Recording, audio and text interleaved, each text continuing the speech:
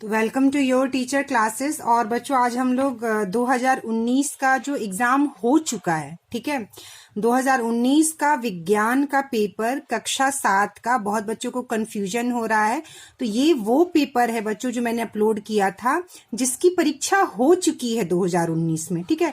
ये पेपर मैंने आपको सिर्फ इसलिए बता रही हूँ कि इस तरह के प्रश्न, इस तरह का पैटर्न, ठीक है, किस तरह का क्वेश्चन आ सकता है, क्वेश्चन पूछने का तरीका क्या क्या हो सकता है, जैसे मिलान करना, बहुवैकल्पिक प्रश्न उत्तर किस तरह से आ सकता है, इसलिए ये मैंने अपलोड किया है। ये अपलोड कर रही हूं मैं जो है क्वेश्चन पेपर, ठीक है। सेम क्वेश्चन पेपर नहीं आता है एग्जाम में। ये 2019 का जो परीक्षा हो चुकी है उसका यह प्रश्न पत्र का जो है पेपर है विज्ञान का। तो चलिए आज हम लोग, मैंने इसका क्वेश्चन जो है अपलोड किया था पिछले वीडियो क्लास में। सब बच्चों का था कि मैम इसका आंसर भी दीजिए। तो चलिए हम लोग इसका आंसर देखते हैं कि इसका आंसर क्या है। पहला क्वेश्चन है उपयुक्त शब्द से वाक्य को पूरा कीजिए, ठीक है। यहाँ पे हमें उपयुक्त शब्द भरने हैं। तो क है सूक्ष्म जीवों द्वारा मृत पादपों पर क्रिया से ह्यूमस बनता है, ठीक है। क्या बनता है बच्चों? ह्यूमस। ख है यदि प्रतिबिंब सदैव वस्तु के आकार का बने तो दर्पण समतल होगा, ठीक है। ग है रासायनिक परिवर्तन में नए पदार्थ का निर्माण होता है, ठीक है। तो यहाँ पे क्या होगा? ग में रासायनिक। और घ है पचे हुए भोजन से उपयोगी पदार्थों का अवशोषण छोटी आंत में होता है, ठीक है। तो चलिए हम लोग नेक्स्ट क्वेश्चन देखते हैं। तो चलिए दूसरा क्वेश्चन है बच्चों, स्तंभ क का संगत मिलान स्तंभ ख से कीजिए, ठीक है। तो यहाँ पे एक कॉलम है स्तंभ ख, स्तंभ को हम इंग्लिश में कॉलम बोलते हैं, स्तंभ ख, इसका मिलान हमको इससे करना है। तो क है धमनी एवं शिरा। तो धमनी एवं शिरा क्या है बच्चों? ये रक्त वाहिनियां हैं। तो यहाँ पे मैंने क लिख दिया है, मतलब इसका मिलान इससे हो गया है, ठीक है। लाइन खींचने में क्या होता है बच्चों? एग्जाम में क्या होता है कि जब हम लाइन खींचते तो हो सकता है कभी गलती हो जाए, तो फिर वो लाइन मिटती नहीं और बहुत ही कट्टम किट्टा हो जाता है। इसलिए आप इस तरह से कॉलम भरिएगा तो भी आपको मार्क्स मिलेंगे। तो धमनी एवं शिरा क्या हो गया बच्चों? यह रक्त वाहिनियां हैं। लेंस, लेंस क्या है बच्चों? लेंस में जो होता है यह दूरबीन से मैच करेगा। लेंस में क्या, दूरबीन में क्या होता है? लेंस होता है। लाल चीटी फॉर्मिक अम्ल ग, ठीक है। लाल चीटी ग है, यह फॉर्मिक अम्ल से मिलान होगा। सेरीकल्चर, सेरीकल्चर घ जो है ये किससे मिलान होगा बच्चों? रेशम कीट से, ठीक है। तो यह इसका उत्तर हो गया। धमनी एवं शिरा क, रक्तवाहिनियां क, लेंस दूरबीन ख, ग है लाल चीटी फॉर्मिक अम्ल ग, और सेरीकल्चर घ है रेशम कीट घ, ठीक है।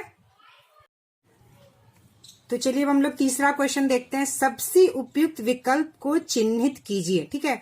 तो यहाँ पे प्रश्न दिया गया, प्रश्न में 4 विकल्प दिया गया, उसमें से जो सबसे सही विकल्प है उस पर हमको क्या करना है बच्चों? इस तरह चिन्ह का निशान लगाना है। तो पहला क्वेश्चन है श्वेत प्रकाश इसका मिश्रण है, ठीक है। लाल हरा का, हरा नीला का, सभी रंगों का, इनमें से कोई नहीं। तो उत्तर क्या होगा बच्चों? सभी रंगों का, क्योंकि रंग जो होते हैं वो मूलतः 7 प्रकार के होते हैं, और जो श्वेत रंग होता है यानी जो सफेद रंग होता है वह 7 रंगों का मिश्रण होता है, ठीक है। तो इसका उत्तर क्या होगा? ख। दूसरा प्रश्न है हमारा हृदय कितने भागों में बटा होता है? तो कितने भागों में बटा होता है बच्चों? 4 भाग में, ठीक है। तीसरा, हरे पौधे जो अपना भोजन स्वयं बनाते हैं कहलाते हैं, उसे क्या कहते हैं बच्चों? स्वपोषी। तो ग में उत्तर लगाएंगे स्वपोषी। अब है चौथा, विद्युत धारा के ऊष्मीय प्रभाव पर आधारित सुरक्षा युक्ति है। तो इसका उत्तर क्या होगा बच्चों? इसका उत्तर होगा फ्यूज, ठीक है, फ्यूज। विद्युत धारा के ऊष्मीय प्रभाव पर आधारित सुरक्षा युक्ति है फ्यूज, ठीक है। चलिए अब हम लोग चौथा प्रश्न देखते हैं बच्चों। चौथा प्रश्न कह रहा है निम्नलिखित गद्यांश को ध्यान पूर्वक पढ़ें और पूछे गए प्रश्नों के उत्तर लिखिए। तो क्या लिखा है? कुछ पौधे ऐसे भी हैं जो जंतुओं का भक्षण करते हैं, ऐसा ही एक पौधा है घटपर्णी। वास्तव में इसमें घड़े जैसी संरचना इसकी पत्ती का ही रूपांतरित रूप है। पत्ती का ऊपरी भाग इसका ढक्कन बनाता है। घड़े के अंदर नीचे की ओर लटके रोएदार संरचनाएं होती हैं जब कोई कीट अंदर प्रवेश करता है तो रोओं में फंस जाता है और बाहर नहीं निकल पाता। घड़े में पाचक रस होता है जिससे कीटों का पाचन हो जाता है। ऐसे पौधों को कीट भक्षी पौधे कहते हैं। वीनस फ्लाईट्रैप, सनड्यू भी ऐसे ही कीट भक्षी पौधे हैं। तो यहाँ पर कीट भक्षी पौधों के बारे में बताया गया, उसी से संबंधित प्रश्न पूछे हैं जिनका उत्तर हमें लिखना है। तो पहला प्रश्न क्या कह रहा है बच्चों, कीट भक्षी पौधा किसे कहते हैं? तो हम उत्तर क्या लिखेंगे, कुछ पौधे ऐसे होते हैं। यहाँ भी मैंने छोड़ दिया है, आपको उत्तर लिखना है तो आप भी का प्रयोग नहीं करेंगे। कुछ पौधे ऐसे होते हैं जो जंतुओं, ठीक है, तो यहाँ पर लिखा हुआ है बच्चों जंतुओं का भक्षण करते हैं, ठीक है। तो जंतु किस प्रकार के होते हैं, जैसे कीट, ठीक है, कीट यानी कीड़ा। तो यहाँ पे ब्रैकेट में मैंने कीट लिख दिया है। कुछ पौधे ऐसे होते हैं जो जंतुओं कीट का भक्षण करते हैं, जो कीट भक्षी पौधे करते हैं, उसे कीट भक्षी पौधे कहते हैं। तो इसका उत्तर क्या लिखेंगे बच्चों हम लोग, कीट भक्षी पौधा किसे कहते हैं, ठीक है। कुछ पौधे ऐसे होते हैं, देखिए यहाँ पे लिखा हुआ है कुछ पौधे ऐसे भी हैं, तो यहाँ पे भी को हम हटा देंगे। क्या उत्तर लिखेंगे, कुछ पौधे ऐसे होते हैं जो जंतुओं, और ब्रैकेट में मैंने लिख दिया है कीट, क्योंकि यहाँ पे जंतु किस प्रकार के जंतु को वो पौधा पकड़ लेता है, फंस जाता है, कीट, कीट मतलब कीड़ा, ठीक है, जो छोटे छोटे कीड़े मकोड़े होते हैं। तो कुछ पौधे ऐसे होते हैं जो जंतुओं कीट का भक्षण करते हैं, उसे कीट भक्षी पौधे कहते हैं। तो ये हो गया इस प्रश्न का उत्तर, ठीक है। तो ये हो गया इस प्रश्न का उत्तर। अब हम लोग आगे का क्वेश्चन देखते हैं।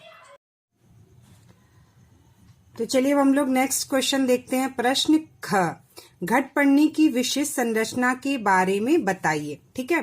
तो घट पढ़नी का क्या बताना है हम लोग को, उसका संरचना यानी कि उसका बनावट बताना कि किस तरह से होता है। तो हम लोग जो है इसका आंसर जो है बच्चों, इसका आंसर हम लोग इस पैसेज से ही लिखेंगे, ठीक है। इसका जो आंसर है हम लोग इस पैसेज से ही लिखेंगे। इसका उत्तर लिखेंगे बच्चों हम लोग, घट पढ़नी, वास्तव में इसमें जो ये शब्द है वास्तव और इसमें काट देंगे। घट पढ़नी में घड़े जैसी संरचना इसकी पत्ती का ही रूपांतरित रूप है, ठीक है। पत्ती का ऊपरी भाग इसका ढक्कन बनाता है। घड़े के अंदर नीचे की ओर लटके रोएदार संरचनाएं होती है। तो इस प्रश्न का उत्तर जो है बच्चों हम लोग इसी पैसेज से घट पढ़नी से लेकर के है तक आप लोगों को लिख लेना है। मैं यहाँ पर लिख देती हूँ ख, ठीक है। घट पढ़नी से लेकर है तक आप लिख देंगे आंसर में, और इसको लिखते समय घट पढ़नी से जब यहाँ तक लिखेंगे तो इसमें वास्तव शब्द और इसमें शब्द को काट देंगे। तो मैंने इसलिए बताया आपको, इसलिए मैंने इसका आंसर जो है मैंने इसलिए नहीं लिखा बच्चों, इसका आंसर मैंने इसलिए नहीं लिखा कि ये पैसेज से देखकर ही इसका आंसर आप अच्छे से और आसानी से लिख। तो चलिए अब हम लोग नेक्स्ट क्वेश्चन की तरफ बढ़ते हैं। नेक्स्ट क्वेश्चन क्या कह रहा है बच्चों का, कीट भक्षी पौधों के उदाहरण दीजिए, ठीक है। तो इसका आंसर हम पैसेज से देख के लिखेंगे, लेकिन यहाँ पर सबसे पहले इसकी शुरुआत कैसे करेंगे, कीट भक्षी पौधों के उदाहरण निम्नलिखित हैं, ठीक है। तो यहाँ हम उदाहरण लिखेंगे। अब देखिए उदाहरण जो है बच्चों वो हम पैसेज से देखकर ही लिखेंगे। तो देखिए यहाँ पे घट पढ़नी, घट पढ़नी एक कीटभक्षी पौधे का नाम हो गया, और यहाँ नीचे दिया हुआ है वीनस फ्लाईट्रैप, सनड्यू भी ऐसे ही कीटभक्षी पौधे हैं। तो यहाँ पे 3 उदाहरण हमको मिल गए। तो यह तीनों उदाहरण बच्चों क्या करेंगे, हम यहाँ पर लिख देंगे। घट पढ़नी पहला, दूसरा वीनस फ्लाईट्रैप और तीसरा सनड्यू, ठीक है। चलिए बच्चों हम लोग नेक्स्ट क्वेश्चन देखते हैं। प्रश्न घ, कीट भक्षी पौधे कीटों पर कैसे क्रिया करते हैं, ठीक है। तो इसका उत्तर भी हम पैसेज से देखकर लिख सकते हैं और कुछ अपने शब्द में भी लिख सकते हैं, ठीक है। तो कोशिश करना चाहिए कि पैसेज से हम प्रश्न को अपने शब्द में बनाकर लिखें, लेकिन अगर जिसे उत्तर नहीं लिखने आएगा अपने शब्दों में, वो यहाँ से देखकर भी लिख सकता है।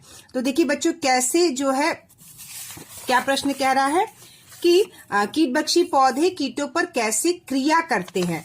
तो देखिए यहाँ पर ये आंसर दिया हुआ है, इसी से हमको लिखना है। घड़े के अंदर नीचे की ओर लटके रोएदार संरचनाएं होती हैं। जब कोई कीट अंदर प्रवेश करता है तो रो में फंस जाता है और बाहर नहीं निकल पाता। घड़े में पाचक रस होता है जिससे कीटों का पाचन हो जाता है। यह उत्तर इसका होगा। तो देखिए इस प्रश्न को लिखने के लिए शुरुआत थोड़ा सा हम अपने शब्द में करेंगे। कीट भक्षी पौधों में घड़े जैसी संरचना जो इसकी पत्तियों का ही रूपांतरित रूप होता है, यहाँ तक लिख के उसके नीचे अंदर की ओर लटके रोएदार संरचनाएं होती हैं, जो मैंने अभी बताया। जब कोई कीट अंदर प्रवेश करता है तो फंस जाता और बाहर नहीं निकल पाता। घड़े में पाचक रस होता है जिससे कीटों का पाचन हो जाता। तो यह इसका उत्तर होगा। ठीक है, तो ये वाली एक लाइन जो है हम इसको लिखेंगे और उसके बाद मैंने जो आपको बताया, ठीक है ना, यहाँ पे देखिए, यहाँ पे घटपन्नी में घड़े जैसी संरचना इसकी पत्ती का ही रूपांतरित रूप है। पत्ती का ऊपरी भाग इसका ढक्कन बनाता है, लिखने का जरूरत नहीं है।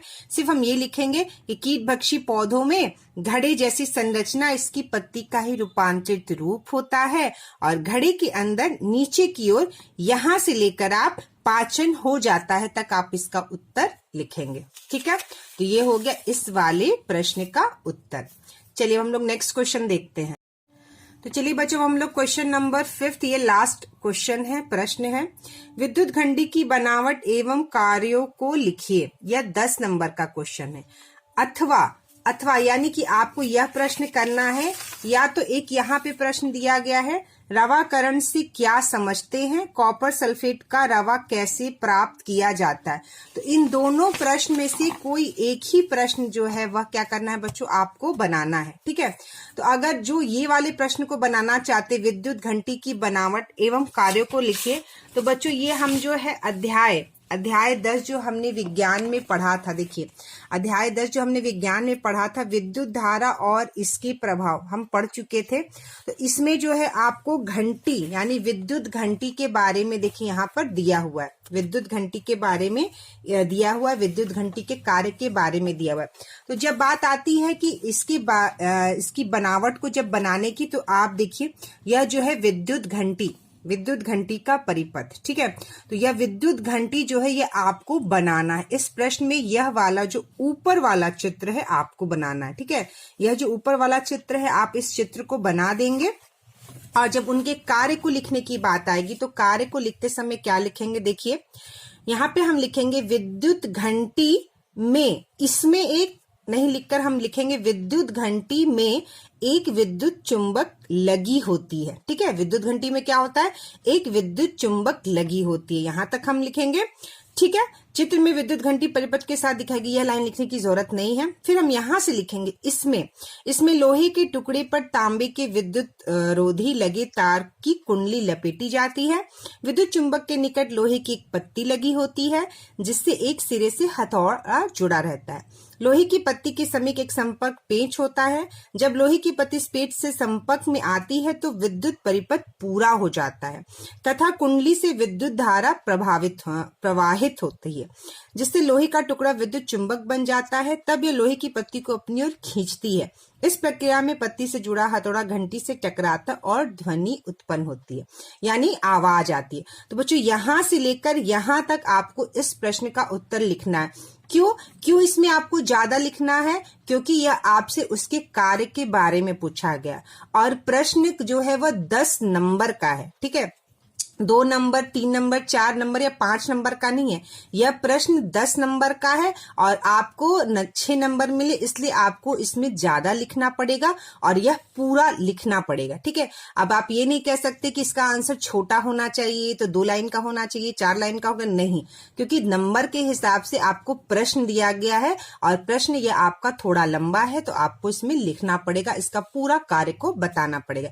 तो इस प्रश्न के लिए आप यहां से इसको उत्तर लिख सकते हैं। ठीक है, चलिए अब हम लोग लिख सकते हैं, कहने का मतलब इसको आप याद कर लेंगे और याद करके अगर आता है क्वेश्चन तो लिखेंगे। मैं कई बार वीडियो में बता चुकी हूं कि ये प्रश्न नहीं आएगा एग्जाम में, ये प्रश्न केवल 2019 में जो परीक्षा हो चुकी है उसका प्रश्न है। ठीक है, प्रश्न जो है किसका है, जो परीक्षा पहले हो चुकी है उसका प्रश्न है। ये सब मैंने आपको इसलिए बताया है क्योंकि इससे आपको पता चलेगा कि किस तरह का प्रश्न पूछा जाता है, प्रश्न का तरीका क्या है, टाइप ऑफ क्वेश्चंस क्या है। ठीक है, तो चलिए बच्चों, ये रवाकरण से क्या समझते हैं, कॉपर सल्फेट का रवा कैसे प्राप्त किया जाता है। तो यह वाला जो प्रश्न है बच्चों हम पढ़ चुके हैं चैप्टर में, पिछले वीडियो क्लास में हमने पढ़ा था। ठीक है, तो यह वाला प्रश्न जो है इस वाले अध्याय से पूछा गया है, पदार्थ में रासायनिक परिवर्तन अध्याय 5। ठीक है, तो आप लोग प्लेलिस्ट में जाकर इस चैप्टर को भी देख सकते हैं, उसमें भी मैंने इस क्वेश्चन का उत्तर बताया था और उस क्वेश्चन को मैंने लिखवाया भी था। यहाँ पर देखिए रवाकरण, ठीक है, रवाकरण को इंग्लिश में क्रिस्टलाइजेशन कहते हैं। तो ये रवाकरण क्या होता है, और यहाँ पे देखिए कॉपर सल्फेट, ठीक है, कॉपर सल्फेट के रवे, कॉपर सल्फेट का रवा हम किस तरह से प्राप्त कर सकते हैं, यह आप यहां से भी इस प्रश्न का उत्तर जो है याद करके लिख सकते हैं। ठीक है, तो चलिए हम लोग इस प्रश्न को देख लेते हैं। मैंने इस प्रश्न को वैसे लिखा है, आप लोग पिछले वीडियो क्लास में जाकर यानी प्लेलिस्ट में जाकर आप चेक कर सकते हैं, अध्याय 5 विज्ञान का, उसमें भी मैंने रवा क्या होता है और कॉपर सल्फेट का रवा किस तरह प्राप्त कर सकते हैं उसमें भी उत्तर दिया हुआ है। ठीक है, तो चलिए रवाकरण से क्या समझते हैं, कॉपर सल्फेट का रवा कैसे प्राप्त किया जाता है, इसको हम लोग इसका उत्तर देखते हैं। तो इसका उत्तर क्या लिखेंगे बच्चों, किसी पदार्थ के शुद्ध तथा बड़ी आकार के रवा उनके विलयन से प्राप्त किए जा सकते हैं, यह प्रक्रिया रवाकरण कहलाती है। ठीक है, अब दूसरा प्रश्न है कॉपर सल्फेट का रवा कैसे प्राप्त किया जाता है। इसमें 2 प्रश्न है और यह भी कितने नंबर का है बच्चों, 10 नंबर का। तो यहाँ पे हम लिखेंगे कॉपर सल्फेट का रवा निम्नलिखित प्रक्रिया से प्राप्त किया जा सकता है। पहला, एक शीशी में लगभग 1/3 पानी लीजिए और उसमें तनु सल्फ्यूरिक अम्ल की कुछ बूंदें मिलाइए, फिर जल को गर्म कीजिए। दूसरा पॉइंट, जब जल उबलना शुरू हो जाए यानी जब पानी उबलना शुरू हो जाए तो इसमें धीरे धीरे कॉपर सल्फेट का चूर्ण यानी पाउडर लगातार चलाते हुए मिलाएं जब तक कि चूर्ण घुलना न बंद हो जाए, मतलब पानी में हमको तब तक कॉपर सल्फेट मिलाना है तब तक वो घुलना बंद ना हो जाए। तीसरा, घुलना बंद होने पर विलयन को फिल्टर पेपर की सहायता से छान लीजिए। अब इसे ठंडा होने दीजिए। ठंडा होने के थोड़ी देर बाद कॉपर सल्फेट के रवा प्राप्त होता है। ठीक है, तो यह हो गया इस वाले प्रश्न का उत्तर। तो यह वाला जो ऊपर वाला है वह रवाकरण से क्या समझते हैं, यहां से लेकर यहां तक इसका प्रश्न का उत्तर है। और कॉपर सल्फेट का रवा कैसे प्राप्त किया जाता है वह 3 पॉइंट में आपको यहां पे मैंने लिखवा दिया इसका उत्तर। ठीक है, तो ये हो गया आपके क्वेश्चन पेपर का सॉल्यूशन।